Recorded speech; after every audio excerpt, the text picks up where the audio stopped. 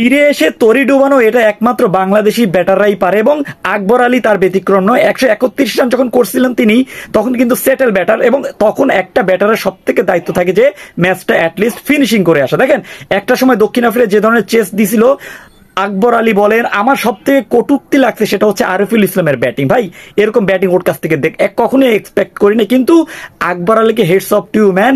কিন্তু ম্যাচটা যদি জিতাতে পারতেন তাহলে হয়তোবা আরেকটু ভালো হইতো। কেননা দেখেন এই ম্যাচ ইজিলি আপনি জিতাতে পারতেন যখন আপনি 100 করছেন, তারপরে আপনি যেভাবে আপনার মেন্টালিটি ভাবে কাজ করছে। মাইরের ভাই কেন, কি দরকার, আপনি আস্তে আস্তে খেলেন, সিঙ্গেল বাই সিঙ্গেল খেলেন না। উনি হিট করতে গেছে ভাই, হ্যাঁ হিট তো অবশ্যই করবেন, কিন্তু দিন শেষে আপনার অপোজিটে কোন ব্যাটার আছে সেটা তো দেখবেন। যাই হোক, এটা আসলে যে মাঠে খেলে সেই ভালো বুঝেছো।